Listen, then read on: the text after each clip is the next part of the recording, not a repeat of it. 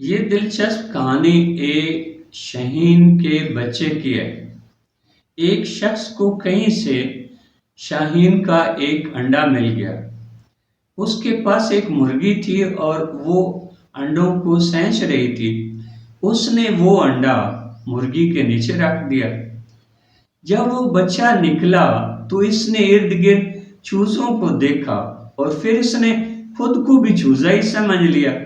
وہ بھی انہی کی طرح چلتا تھا، انہی کی طرح آوازیں نکالتا اور زمین پر کوڑا کورید کر اپنی خوراک تلاش کرتا۔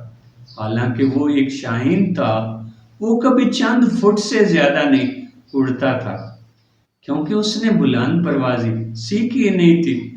ایک دن ایک شاہین وہاں سے گزرا اور اس نے دیکھا کہ ایک شاہین مرغیوں کے درمیان خود کو چوزا سمجھ کر جی رہا ہے۔ وہ نیچے آیا اور اس سے کہا، تم چوزا نہیں ہو، تم شاہین ہو۔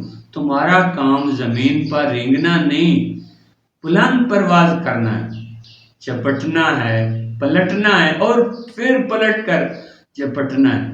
وہ شاہین اسے اپنے ساتھ لے گیا اور نیلے آسمان کی وسعتوں میں بلند پروازی سکھائی۔ پہلی بار اس نے اپنی اصل دنیا دیکھی تو وہ خوشی سے جھوم اٹھا۔ یہی حال انسان کا بھی ہے۔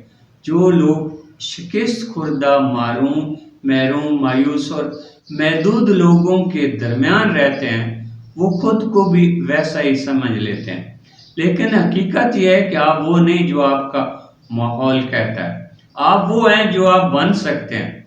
اگر آپ اپنے آپ کو کمزور سمجھ رہے ہیں تو شاید مسئلہ آپ میں نہیں، آپ کی مجلس میں ہے۔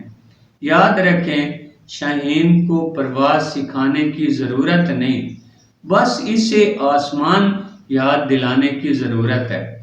اور آپ بھی شاید پہلے شاہین ہیں، صرف آپ کو آسمان دکھانے کی ضرورت ہے۔